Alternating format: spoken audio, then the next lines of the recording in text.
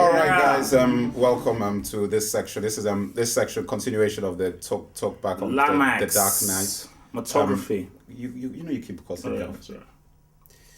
Look, first of all, we've got Phantom of Hope here. We already know that this is a very controversial guest who has been insulted constantly on talkback boards, has been lambasted on YouTube for his outbursts in the Watchmen podcast. Members have quit, unfortunately. Some members have actually quit talkback as a result. They should come back.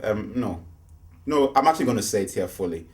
Anybody who quits, we are very pleased for your input on talkback, but we are not a glass house, okay? Stones get thrown in talkback regularly, and if you can't handle, if you can't handle the back and forth and the things like, nobody's trying to insult anybody per se, but at the end of the day, talkback is about fans. It's a controversial, being able to be honest about their feelings and people defending themselves, and that's what the whole point is. Because as I said, I liked Iron Man, I liked Hulk. I didn't really like Hulk. I appreciated the qualities, but I liked Iron Man. That's for sure. So therefore, you know what I'm saying. Those things applied to me. Anyway, Phantom of Hope is here, so he's gonna. Before we now kick off into the cinematography and IMAX experience of TDK, Phantom of Hope probably should say a few words about his thoughts on the backlash. Because guys, let me tell you this: those sorts of things will keep happening. Because this is not censorship here. So I'm not trying to say that this will never happen again. No. It's not the government. It's not the CIA. Exactly. So if you don't like that sort National of thing, Guard, FBI. What can I tell you? Anyway, Phantom of Hope, your thoughts on the situation, please. I'd like to say that Yes. Sorry? Okay. What do you say? No. Just.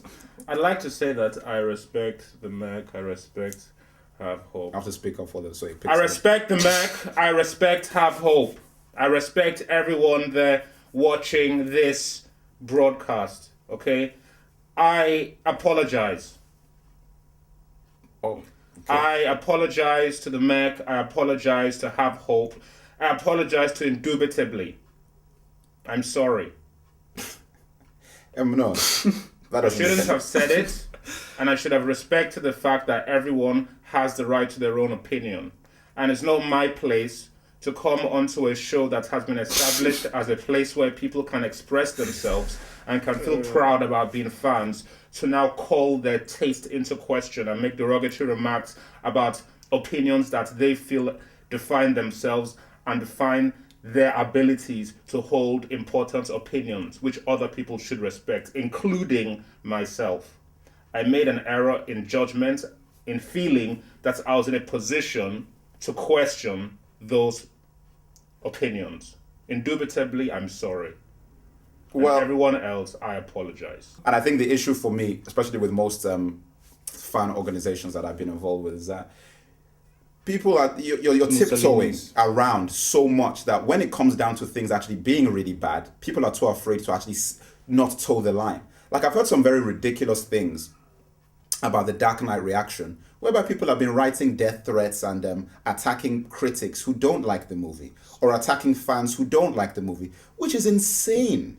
It is insane, because it's not some kind of movement for the Dark Knight, whatever. It's insanity. And for me, it's like, the way that I view things are, look, yes, the Watchmen podcast, if anybody said it was extreme, things were said. But at the end of the day, man, if that's going to harm you, then you're too sensitive. That's just the bottom line, because everybody has views, okay? And, I mean, if somebody wants to say that you're a loser because you like X, I know I'm not a loser, and I liked Iron Man. And I thought Hulk was okay. That's my view. Anyway, moving swiftly along. IMAX TDK experience was unbelievably grand. Prologue, Yeah. Crystal clear images. I mean, guys, amazing sound. If you haven't seen this thing in IMAX, that's where you need to see it. Because I'm thinking, after seeing it there, I'm like, how am I going to watch this on a regular screen? Because not all of it is in IMAX, but all the basically panoramic shots and the action scenes are all IMAX. But even for the regular scenes that aren't in IMAX, because the screen is so big, even though it's cropped at the top and bottom, it's still huge. And the picture integrity and the sound quality, it's an amazing experience, really. And if you get a good seat, which we had, it really emphasized. And I can really see how what Christopher Nolan was saying about that is really the way to experience it, really, because it did make a difference to me watching that. It felt like you were really within it. And another big key factor was, obviously, because we watched it at like bloody midnight on opening night, it was full of fans, real fans who were. I mean, there were guys queuing up for the 2:30 a.m. showing, and guys who were going to the 5:30 a.m. showing on the opening day. So I mean, that's the kind of dedication. It's all sold out for the whole weekend, man. For the dedication that guys had for the IMAX screening, and that's the UK. Really, it's worth it. Like if you haven't seen it in IMAX, that's a ticket. That's what you need. Ticket. What were your thoughts on that? Yeah. I mean, I've got a very good experience, and. Everyone was really able to get involved in it, and the quality, the size. I mean, the scenes that were shot in IMAX were absolutely amazing, and I'll definitely say that. You know what, if you're considering either or you need to think, is it worth me making a trip to a city that does have IMAX?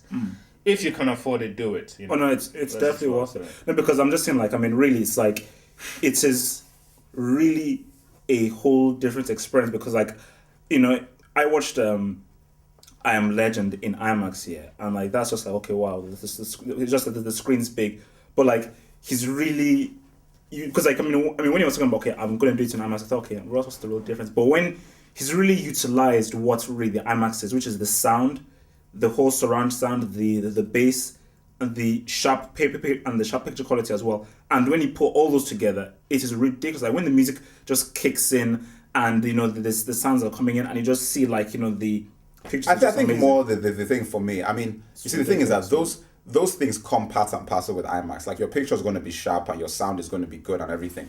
I actually think that the reason, which is what ties into this section about cinematography, which is why the cinematographer should get a special commendation for what he did, is for IMAX, because you're surrounded by the picture. The way to maximize that is to do shots and do images that sort of drop you in to the image that you're in. And what the cinematographer did, which did that, was that, for example, when Batman would jump off a building, he'd actually follow him. So you'd go like along it and then you drop down. So almost like your brain and your eyes, because you're surrounded by this image, you almost feel like you're jumping off the building as well. And he also used it obviously for the panoramic over the head bird's eye shots. And because you're floating that way, it feels like you are actually floating over the building. And obviously the key ones, which made a huge difference because it was in IMAX, is the Batpod chase cam. And because you're chasing the Batpod from behind at a low angle and you're just sort of following it that way, and it's IMAX and it's all around you, it really makes you feel like you're actually flying along with the actual bike. No, yeah, and and those are the things that I feel that if you watch it on a regular screen, you lose out on those. No, because as well, effects. Like I mean, the cinematography and the direction, and just the shots were like, I mean, that's why you will not get the full experience of the scene where you have Harvey Dent inside the bulletproof van, and it's like a bird's eye shot of the van being like followed by a police motorcade, and they then see the fire truck on fire. Like when you won't get the fire. When you see that thing on an IMAX, it just looks like wow, you're really there, and you just see like the camera just like pan around the fire truck as the cars pass around. Like it's not the same thing watching it on a regular screen or in a theater. Watching it in IMAX was like wow, The things that were shot in IMAX, crazy, and yeah, I mean, look, watch it in IMAX. If you can get out there. Sit in IMAX, support the movie, take it all the way to the top where it belongs, and keep it there. And I mean, another thing is that Christopher Nolan has actually hinted that he'd like to shoot the next one if it happens, or the next movie that he makes fully in IMAX.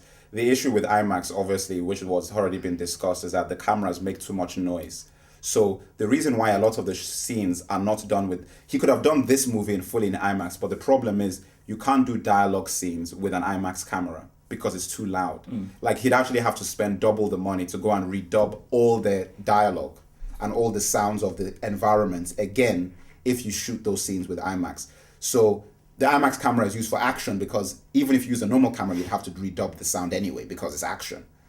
So that's the technological hurdle that they're going to have to overcome in order for them to actually shoot Batman 3 whenever that happens in IMAX, which I think in the next few years, maybe they will come up with a way, maybe some new casing, soundproofing or whatever, to make it less noisy.